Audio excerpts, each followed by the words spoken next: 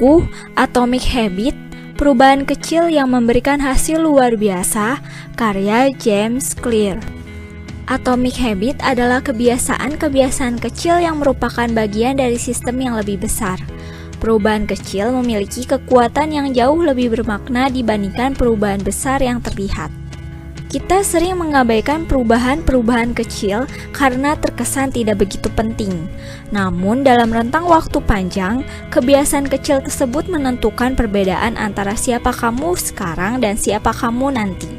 Sukses adalah produk kebiasaan sehari-hari, bukan transformasi yang hanya sekali seumur hidup. Perubahan kecil tidak dapat langsung terlihat hasilnya. Pada awalnya akan hadir kekecewaan dan akhirnya memutuskan untuk berhenti. Ketika kelihatannya tidak ada kemajuan apapun, padahal itulah lompatan di hari ini. Kebiasaan ini membutuhkan kesabaran. Semua hal besar berasal dari hal kecil. Bibit dari kebiasaan adalah keputusan yang sangat kecil.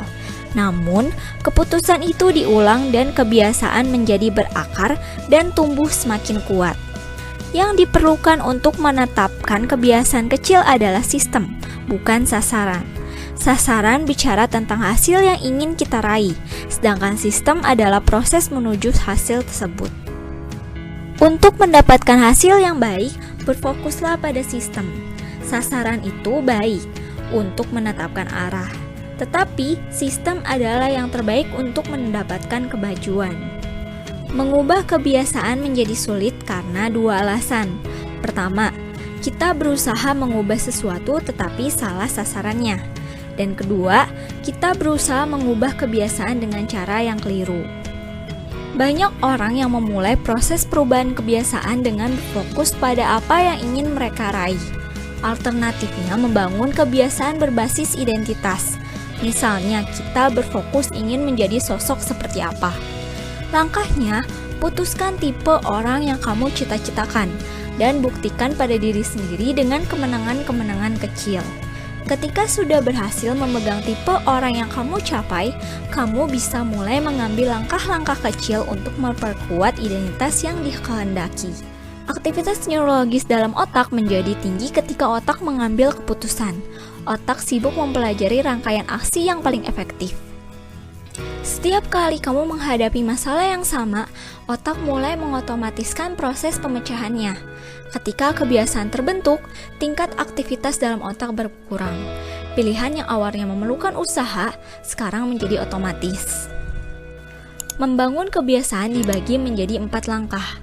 Mendapatkan petunjuk, menumbuhkan gairah, menanggapi, dan menikmati hasil. 4 langkah ini merupakan tulang punggung kebiasaan. Dan otak kamu melewati langkah-langkah ini dengan urutan yang sama setiap waktunya. Keempat langkah ini membantu lingkaran umpan balik neurologis, yang akhirnya memungkinkan kamu menciptakan kebiasaan yang otomatis. Siklus ini dikenal lingkaran kebiasaan. Kita perlu mengubah 4 tahap ini menjadi kerangka kerja praktis. 4 kaidah perubahan perilaku yang dapat digunakan untuk merancang kebiasaan baik dan menghilangkan kebiasaan buruk. 4 kaidah perubahan perilaku.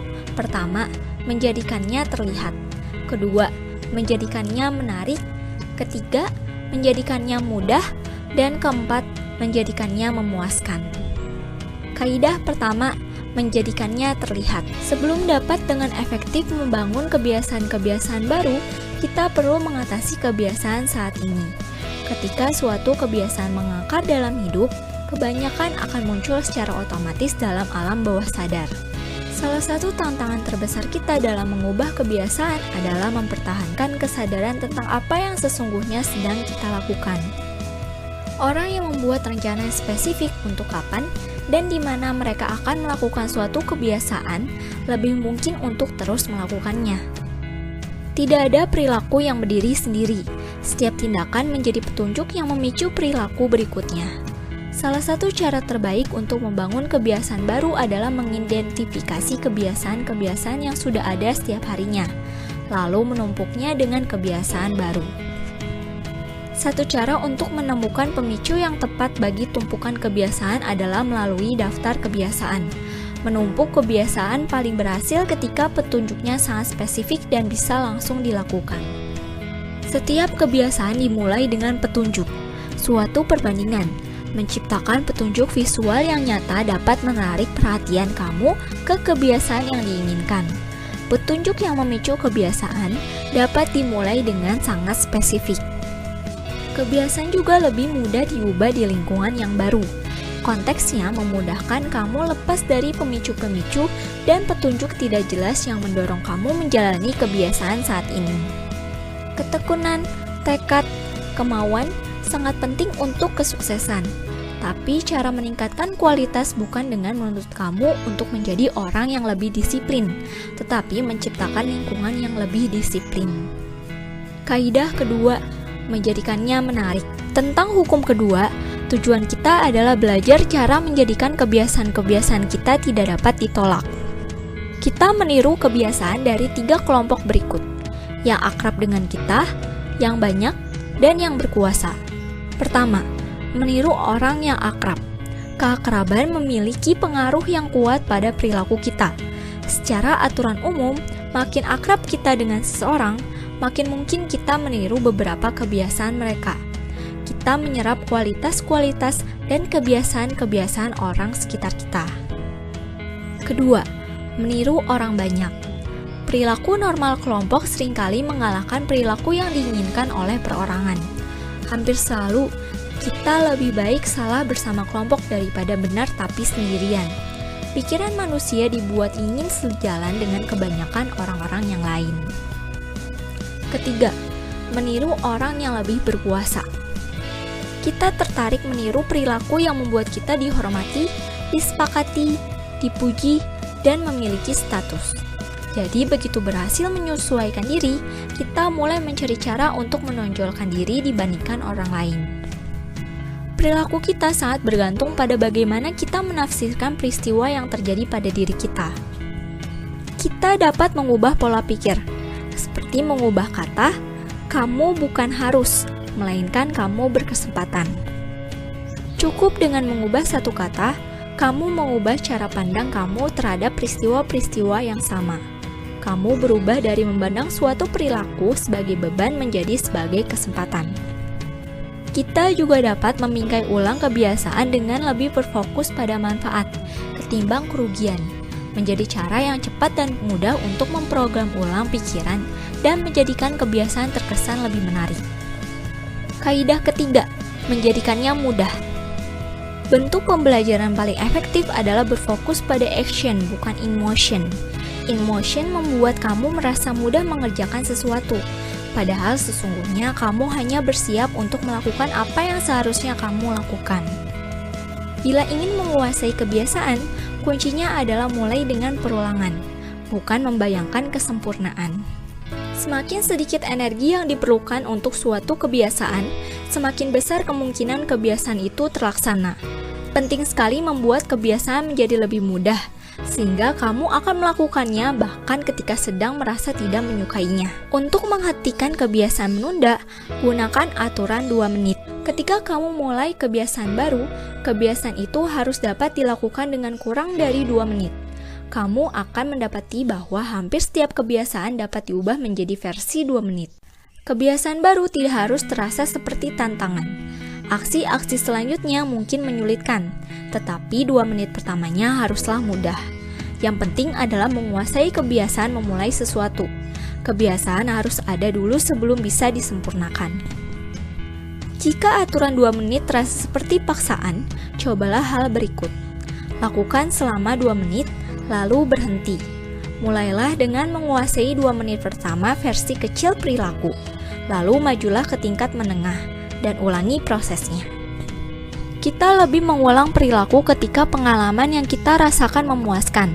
Kenikmatan mengajarkan pada otak bahwa suatu perilaku layak diingat dan diulang. Yang paling penting dalam membuat kebiasaan bertahan adalah merasa sukses, meskipun kesuksesan tersebut kecil. Kebiasaan baik akan berharga hanya setelah kebiasaan itu memberi kamu sesuatu. Ketika sebelum kemajuan terlihat, semua terlihat seperti biasa-biasa saja. Baru beberapa bulan kemudian, awalnya kamu memerlukan alasan untuk tetap berlatih. Awalnya semua setara dengan pengorbanan, belum menunjukkan kemajuan yang terlihat. Baru beberapa bulan kemudian, kemajuan akan terlihat dari kebiasaan-kebiasaan kecil yang kita bangun. Cara terbaik untuk mengukur kemajuan adalah menggunakan pemantau kebiasaan. Pemantau kebiasaan adalah cara sederhana untuk mengukur apakah kamu melakukan suatu kebiasaan. Format yang paling dasar adalah menyediakan kalender dan menyilang tanggal setiap kali mempertahankan suatu rutinitas. Ada beberapa manfaat ketika kita membuat pemantau kebiasaan. Manfaat pertama, pemantau kebiasaan itu terlihat. Mencatat aksi menciptakan pemicu yang dapat menginisiasi langkah selanjutnya. Pemantau kebiasaan secara alami membangun serangkaian petunjuk visual seperti tanda silang di kalender. Manfaat kedua, pemantau kebiasaan itu menarik. Bentuk motivasi paling efektif adalah kemajuan. Kita lebih termotivasi untuk meneruskan di jalan yang sama. Pemantau kebiasaan bisa mempunyai efek ketagihan pada motivasi. Ini efektif ketika kamu mengalami hari yang buruk. Manfaat ketiga, pemantau kebiasaan itu memuaskan. Pemantau kebiasaan membantu untuk tetap fokus. Kamu berfokus pada proses, bukan hasil. Pemantau kebiasaan menciptakan petunjuk visual yang dapat mengingatkan kamu, memotivasi karena kamu menyaksikan kemajuan yang kamu buat dan tidak ingin kehilangan usaha. Berlatih meskipun buruk. Tetaplah berlatih meskipun tidak maksimal, berfungsi mempertahankan manfaat yang telah terkumpul dari hari-hari latihan terdahulu. Berlatih dalam kondisi baik memang mudah, tetapi yang paling penting adalah tetap datang ketika kamu sedang tidak bersemangat melakukannya. Sisi gelap dari pemantauan perilaku adalah kita digerakkan oleh angka, bukan tujuan di balik angka itu. Kamu perlu teratur mencari tantangan untuk tetap termotivasi. Kebosanan adalah musuh yang paling besar dalam melakukan penyempurnaan kebiasaan. Ancaman terbesar dari kesuksesan bukan kegagalan, melainkan rasa bosan. Kita menjadi bosan dengan kebiasaan ketika kebiasaan itu tidak membuat kita menjadi bersemangat.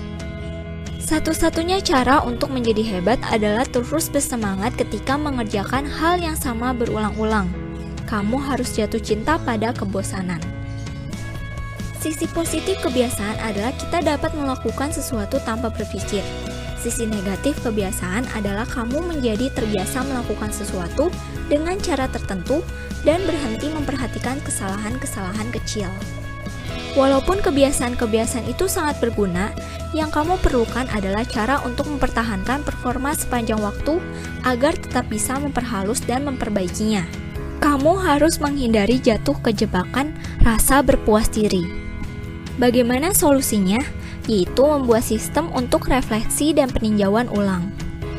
Refleksi dan peninjauan ulang memungkinkan perbaikan jangka panjang atas semua kebiasaan, karena membuat kamu menyadari kesalahan kamu dan membantu kamu mempertimbangkan cara-cara yang mungkin untuk diperbaiki.